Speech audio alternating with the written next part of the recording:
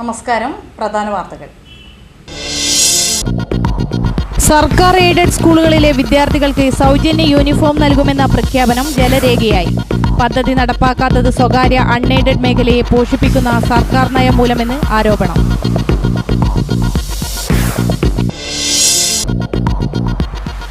അന്തർ സംസ്ഥാന സ്പിരിറ്റ് കടത്ത്. പ്രധാന പ്രതിയടക്കം 4 പേർ പിടിയിൽ.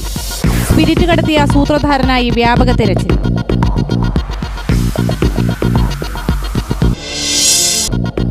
തലസ്ഥാനത്തെ LDF നേതൃത്വത്തിൽ നടത്തിയ ഉപരോധ സമരത്തിൽ സംഘർഷമുണ്ടാകണമെന്ന് ഏറെ ആഗ്രഹിച്ചിരുന്നത് കേരളത്തിലെ മാധ്യമങ്ങളാണെന്ന് മന്ത്രി KC ജോസഫ്.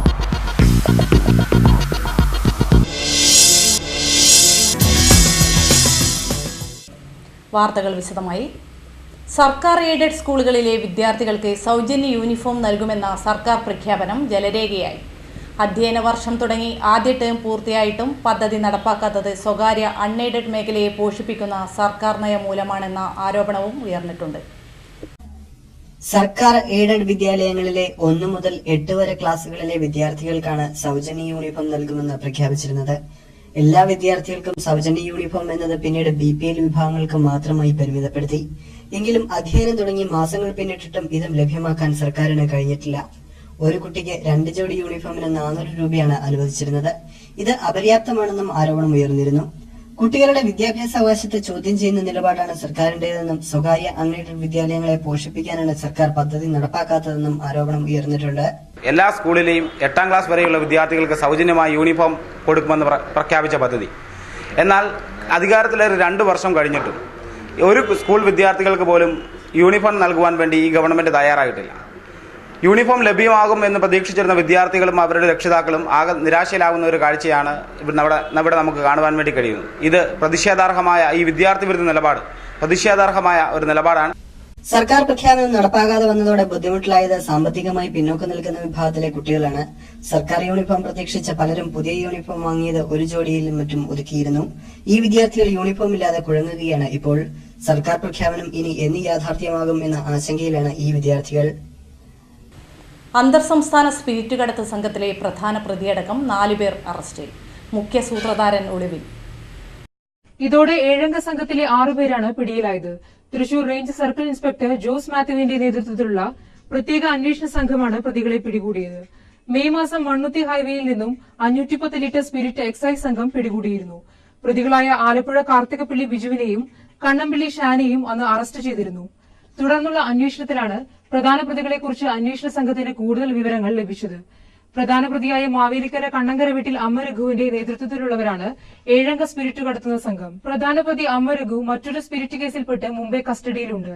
അതിൽ മുഖ്യപ്രതിയായ നെടുപുഴ കള്ളിക്കാടൻ ബിജുവിനെയും ചെമ്പകണ്ടം അറക്കൽ സൂചനയും കാരമുക്ക് പണ്ടാരൻ വീട്ടിൽ വത്സനെയുമാണ് കഴിഞ്ഞ ദിവസം എക്സൈസ് സംഘം പിടികൂടിയത്. സംഘത്തിലെ സൂത്രധാരൻ ചിറ്റൂർ കുണ്ടൻകുളം രതീഷ് ഒളിവിലാണ്. മഹാരാഷ്ട്രയിൽ നിന്നെത്തുന്ന സ്പിരിറ്റ് തമിഴ്നാട്ടിൽ നിന്നും തരംതിരിച്ച് കേരളത്തിലേക്കും മറ്റ് സംസ്ഥാനങ്ങളിലേക്കും എത്തിക്കുന്നവരാണ് അറസ്റ്റിലായവർ. എക്സൈസ് നീക്കങ്ങൾ മനസ്സിലാക്കുകയും സംഘത്തിലുള്ളവർക്ക് വിവരങ്ങൾ കൈമാറുകയും ചെയ്യുന്നത് പ്രദീപാണെന്ന് എക്സൈസ് അധികൃതർ പറഞ്ഞു. അറസ്റ്റ് ചെയ്ത പ്രതികളെ കോടതിയിൽ ഹാജരാക്കി റിമാൻഡ് ചെയ്തു. എക്സൈസ് സർക്കിൾ ഇൻസ്പെക്ടർ ജോസ് മാത്യുവിന്റെ നേതൃത്വത്തിലുള്ള സംഘത്തിൽ excise inspector KK Sasidharan, intelligence inspector Sadayakumar, assistant excise inspector KK Girish, civil excise ഓഫീസർമാരായ ജയദേവൻ, മോഹനൻ, കൃഷ്ണകുമാർ, സുരേന്ദ്രൻ, ഗോപകുമാർ എന്നിവരുമുണ്ടായിരുന്നു. ഒളിവിൽ കഴിയുന്ന പ്രദീപിനെ ഉടൻ പിടികൂടാനുള്ള ശ്രമത്തിലാണ് അധികൃതർ. തലസ്ഥാനത്ത് LDF നേതൃത്വത്തിൽ നടത്തിയ ഉപരോധ സമരത്തിൽ സംഘർഷമുണ്ടാകണമെന്ന് ഏറെ ആഗ്രഹിച്ചിരുന്നത് കേരളത്തിലെ മാധ്യമങ്ങളാണെന്ന് മന്ത്രി KC ജോസഫ്. സംഘർഷം ഉണ്ടാകാതിരിക്കുവാൻ CPM ഉൾപ്പെടെയുള്ള കക്ഷികൾ ശ്രമം നടത്തിയപ്പോഴാണ് മാധ്യമങ്ങൾ ഇത്തരത്തിൽ ആഗ്രഹിച്ചതെന്നും ഇത് ശരിയാണോ എന്ന് ചിന്തിക്കണമെന്നും അദ്ദേഹം അഭിപ്രായപ്പെട്ടു. ചാനൽ യുഗവും വാർത്തയും എന്ന വിഷയത്തെ അധികരിച്ചായിരുന്നു സെമിനാർ. ബ്രേക്കിംഗ് ന്യൂസുകൾക്ക് വേണ്ടി സെൻസേഷണൽ വാർത്തകൾക്ക് പിന്നാലെ പോകുന്ന ദോഷൈക തർക്കുകളായി ദൃശ്യമാധ്യമങ്ങൾ മാറുന്നത് ശരിയാണോ എന്ന് ചിന്തിക്കണമെന്ന് സെമിനാർ ഉദ്ഘാടനം ചെയ്ത മന്ത്രി KC ജോസഫ് ആവശ്യപ്പെട്ടു.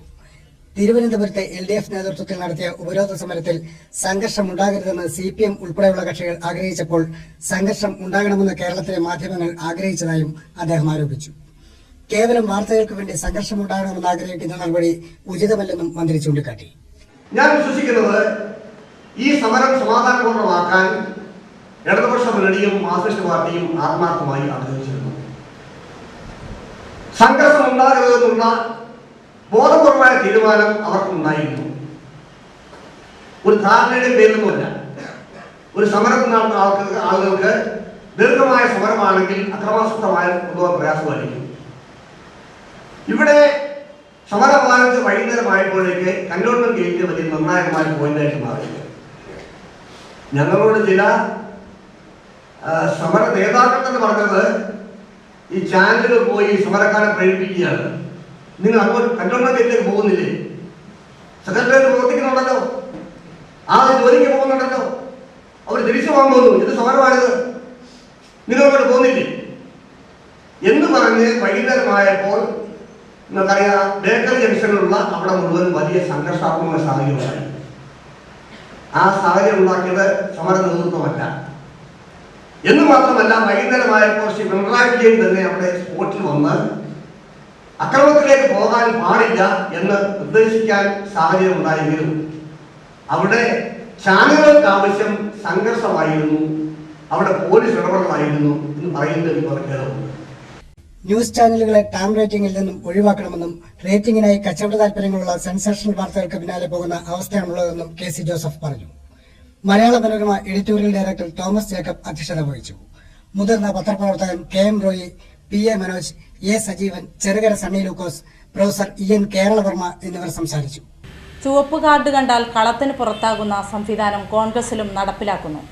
ഫുട്ബോളിലും മറ്റും ഫൗൾ ചെയ്യുന്ന കളിക്കാരാണ് ചുവപ്പ് കണ്ട് പുറത്താക്കുന്നതെങ്കിൽ പ്രവർത്തന മികവിന്റെ മാർക്ക് നോക്കിയാണ് കോൺഗ്രസിൽ ചുവപ്പ് കാർഡ് കണ്ട് പുറത്തു പോകേണ്ടി വരുന്നത്. കോൺഗ്രസിന്റെ ബൂത്ത് തല പ്രസിഡന്റ് മുതൽ അഖിലേന്ത്യാ പ്രസിഡന്റ് വരെയുള്ളവർക്കാണ് ഇനി മുതൽ പ്രവർത്തന മികവ് പരിശോധിക്കുന്ന സംഘടനാ സംവിധാനം വരുന്നത്. യൂണിറ്റ് മാനേജ്മെന്റ് സംവിധാനം എന്നാണിത് അറിയപ്പെടുന്നത്.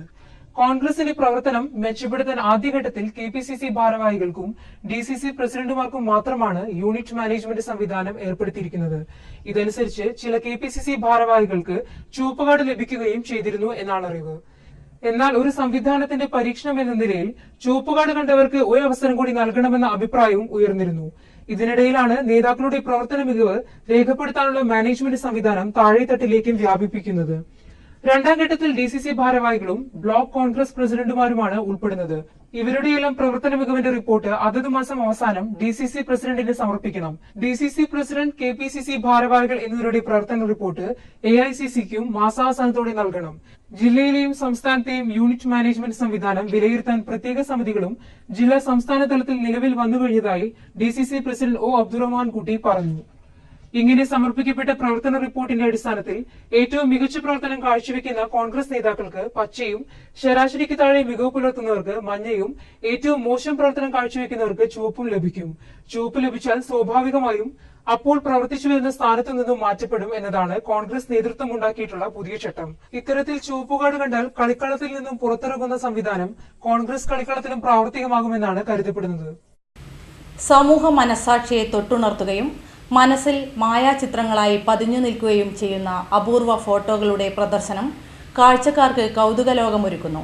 കേരള പത്രപ്രവർത്തക യൂണിയൻ സംസ്ഥാന സമ്മേളനത്തിന്റെ ഭാഗമായി പത്ര ഫോട്ടോഗ്രാഫർമാർ പകർത്തിയ വിവിധ ചിത്രങ്ങളുടെ പ്രദർശനമാണ് ദൃശ്യവിസ്മയങ്ങൾ തീർക്കുന്നത്.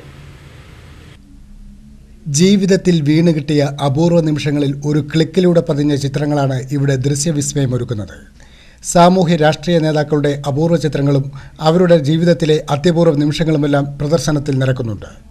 തൃശൂർ പ്രസ് ക്ലബ്ബിൽ വാർത്താസമ്മേളനത്തിനിടെ ജീവിതത്തിൽ നിന്നും വിടവാങ്ങിയ MN വിജയൻ മാഷിന്റെ വേർപാടിന്റെ അന്ത്യനിമിഷങ്ങളിൽ പകർത്തിയ ചിത്രം വേദനാജനകമായ ഓർമ്മകളെ തൊട്ടുണർത്തുന്നു.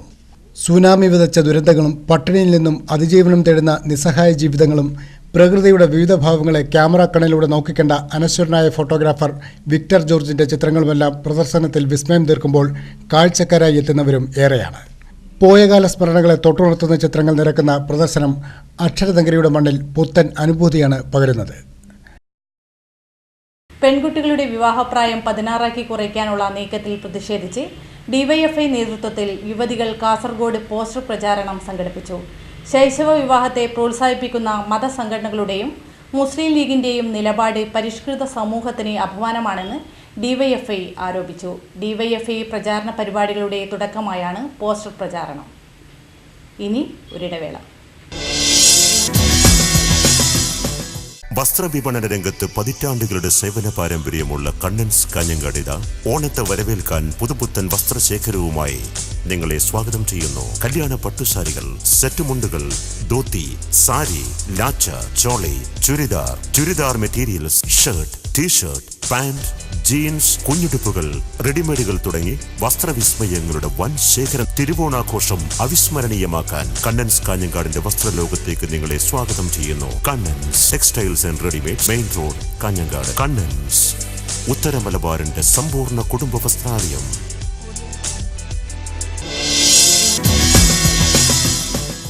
വാർത്തകൾ തുടരുന്നു. വധശ്രമം ഉൾപ്പെടെ നിരവധി അടിപിടി കേസുകളിലും മോഷണ കേസുകളിലും പ്രതിയായ പിടികിട്ടാപ്പുള്ളിയെ വിയ്യൂർ SI ബെന്നി ജേക്കബിന്റെ നേതൃത്വത്തിലുള്ള സംഘം പിടികൂടി. വെള്ളിക്കുളങ്ങര ചെമ്പൂച്ചിറ നടുപറമ്പിൽ വീട്ടിൽ 33 വയസ്സുള്ള കിട്ടൻ എന്ന് വിളിക്കുന്ന പ്രശാന്തിനെയാണ് വിയ്യൂർ SIയുടെ നേതൃത്വത്തിലുള്ള സംഘം പിടികൂടിയത്. നിരവധി മോഷണ കേസുകളിലും അടിപിടി കേസുകളിലും കൊട്ടേഷൻ സംഘത്തിലും ഉൾപ്പെട്ട പ്രതി 2006-ൽ വിയ്യൂർ സെൻട്രൽ ജയിലിൽ നിന്ന് തടവനുഭവിച്ചു വരവെ സഹതടവുകാരനായ ജയൻ എന്നയാളെ വർദ്ധിച്ചതിനെടുത്ത കേസിലാണ് ഇപ്പോഴത്തെ അറസ്റ്റ്.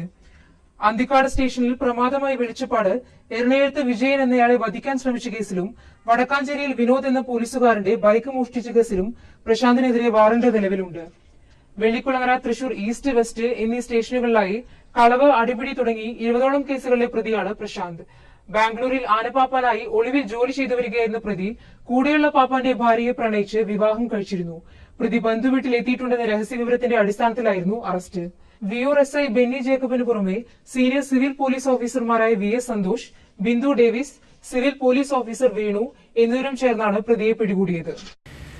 മുസ്ലിം പെൺകുട്ടികളുടെ വിവാഹപ്രായം 16 ആക്കണമെന്ന മുസ്ലിം മതപണ്ഡിതരുടെ തീരുമാനത്തിനെതിരെ DYFI യുവതി സബ് കമ്മിറ്റിയുടെ ആഭിമുഖ്യത്തിൽ പോസ്റ്റർ പ്രചാരണം ആരംഭിച്ചു. തൃശൂർ കോർപ്പറേഷൻ ഓഫീസിന് മുന്നിൽ നടന്ന പോസ്റ്റർ പ്രചരണത്തിന് DYFI യുവതി സബ് കമ്മിറ്റി നേതാക്കളായ ഗ്രീഷ്മ അജയ് ഘോഷ്, മൃദുല ഗിരീഷ്, VB ഷിജി, K നളിനി തുടങ്ങിയവർ നേതൃത്വം നൽകി. വിവാഹപ്രായം സംബന്ധിച്ച് മുസ്ലിം മതപണ്ഡിതർ നടത്തുന്ന നീക്കത്തിനെതിരെ സർക്കാർ മൗനം പാലിക്കുന്നത് അപകടകരമാണെന്നും ശൈശവ വിവാഹം സാമൂഹിക വിപത്താണെന്നും എഴുതിയ പോസ്റ്ററുകളാണ് വനിതാ പ്രവർത്തകർ നാളുനീളെ പതിക്കുന്നത്. മുസ്ലിം പെൺകുട്ടികളുടെ വിവാഹപ്രായം 16 ആക്കാനുള്ള നീക്കത്തിനെതിരെ SFI പ്രവർത്തകർ ക്യാമ്പസുകളിൽ വായ മൂടിക്കെട്ടി പ്രതിഷേധ പ്രകടനം നടത്തി. SFI ക്രൈസ്റ്റ് കോളേജ് യൂണിറ്റിന്റെ നേതൃത്വത്തിൽ നടന്ന പ്രതിഷേധ യോഗം ജില്ലാ കമ്മിറ്റി അംഗം RL ജീവൻലാൽ ഉദ്ഘാടനം ചെയ്തു. Area vice president TR Aishwarya, area president Aneesh VG എന്നിവർ പ്രസംഗിച്ചു. Unit secretary Vishnu Prasad, president Asif Iqbal, college union chairperson S Vandana എന്നിവർ നേതൃത്വം. എല്ലാ ശൈശവ വിവാഹങ്ങളെയും സ്വാധീകരിക്കുന്ന നിലയിൽ കേരളത്തിൻ്റെ സർക്കാർ ഒരു സർക്കുലർ ഇറക്കുമ്പോൾ ഈ കേരളത്തിലെ പുരോഗമന വിദ്യാർത്ഥി യുവജന സംഘടനകൾ സംഘടിപ്പിച്ച പ്രതിഷേധത്തിൻ്റെ ഭാഗമായി ആ സർക്കുലർ തിരുത്താൻ വേണ്ടി കേരളത്തിലെ സർക്കാർ തയ്യാറായി. അതിന് പുറകെയാണ് ഇപ്പോൾ കേരളത്തിലെ മുസ്ലിം ധ്രുവീകരണം എന്ന നിലയിൽ യൂത്ത് ലീഗിൻ്റെയും മുസ്ലിം ലീഗിൻ്റെയും നേതൃത്വത്തിൽ 1939 ഈ രാജ്യത്തിൻ്റെ ബംഗാൾ വിഭജന കാലത്ത് ഇന്ത്യയെ വിഭജിച്ച് സ്വാതന്ത്ര്യ സമരത്തെ അട്ടിമറിക്കാൻ വേണ്ടി ബ്രിട്ടീഷുകാർ ചെയ്ത സംവിധാനം പോലെ ശരീഅത്ത് നിയമത്തിൻ്റെ പിന്തുടർച്ച എന്ന നിലയിൽ മുസ്ലിം അവകാശ നിയമം എന്ന് പറയുന്ന ഒരു നിയമത്തിൻ്റെ പുതിയ പതിപ്പ് കൊണ്ടുവരാൻ വേണ്ടി തീരുമാനിക്കുന്നു. വർഗീയതയ്ക്കെതിരെ വിദ്യാലയങ്ങളിൽ പീപ്പിൾ ജസ്റ്റിസ് വെൽഫെയർ ഫോറം ബോധവൽക്കരണ ക്ലാസ് നടത്തും. 30-ന് 2:30-ക്ക് കാസർഗോഡ് ഗവൺമെന്റ് ഹയർ സെക്കൻഡറി സ്കൂളിൽ ജില്ലാതല ഉദ്ഘാടനം നടക്കും. കലക്ടർ PS മുഹമ്മദ് സഗീർ ഉദ്ഘാടനം ചെയ്യും. പ്രധാന വാർത്തകൾ ഒരിക്കൽ കൂടി. സർക്കാർ എയ്ഡഡ് സ്കൂളുകളിലെ വിദ്യാർത്ഥികൾക്ക് സൗജന്യ യൂണിഫോം നൽകുമെന്ന പ്രഖ്യാപനം ജലരേഖയായി. പദ്ധതി നടപ്പാക്കാത്തത് സ്വകാര്യ അൺഎയ്ഡഡ് മേഖലയെ പോഷിപ്പിക്കുന്ന സർക്കാർ നയം മൂലമെന്ന് ആരോപണം.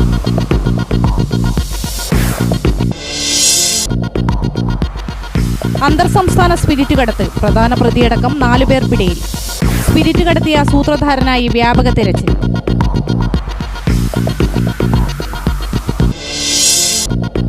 തലസ്ഥാനത്തെ LDF നേതൃത്വത്തിൽ നടത്തിയ ഉപരോധ സമരത്തിൽ സംഘർഷമുണ്ടാകണമെന്ന് ഏറെ ആഗ്രഹിച്ചിരുന്നത് കേരളത്തിലെ മാധ്യമങ്ങളാണെന്ന് മന്ത്രി KC ജോസഫ്.